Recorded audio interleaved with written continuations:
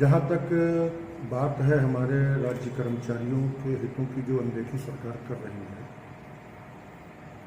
तो आप अच्छी तरह से जानते हैं कि पूरे प्रदेश के कर्मचारियों ने अपनी स्वेच्छा से एक एक दिन का वेतन माननीय प्रधानमंत्री जी के जो उन्होंने फंड स्थापित किया है उसमें भेजा है। मुझे नहीं लगता कोई ऐसा बच्चा होगा जिसने फंड ये न भेजा हो, सबने भेजा है। और हम चाहे स्वास्थ्य विभाग के कर्मचारी हों, चाहे जिन विभागों के कर्मचारी हों, लगातार हम सरकार के कंधे से कंधा मिला करके हम चल रहे हैं कि सरकार हमारा कहीं भी इस कोविड में कर्मचारियों को अपने से अलग न समझे, सरकार के साथ कंधे से कंधा मिला करके हम चल रहे हैं।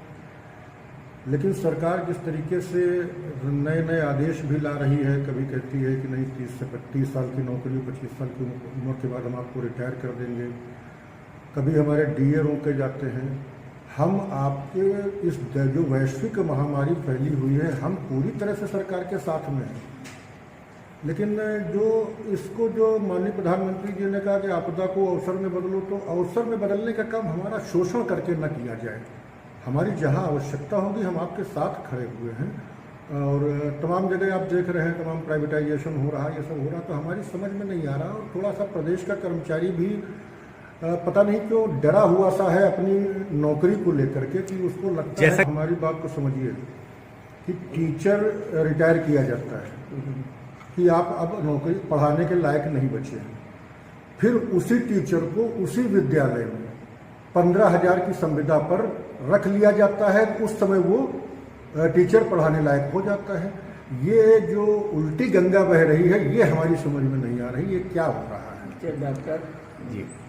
तो हम अभी प्रदेश के मुखिया से और देश के मुखिया से भी बड़ा विनम्र निवेदन करना चाहते हैं कि भाई जो कर्मचारी समाज में एक भय व्याप्त है अपनी सेवा को लेकर के, तो उसकी स्थिति को आप कम से कम एक आश्वासन दीजिए।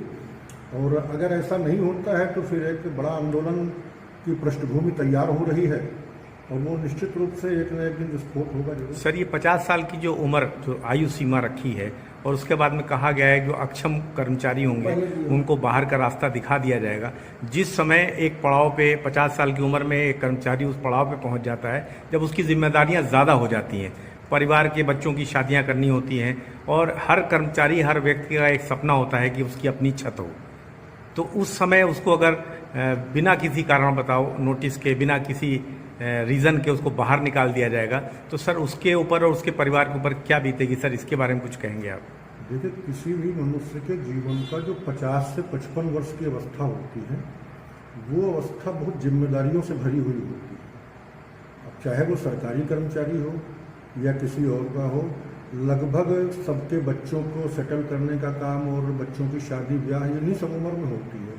सरकारी नौकरी का क्रेज इसीलिए होता था कि समय से सब हमारे काम पूरे हो जाएंगे।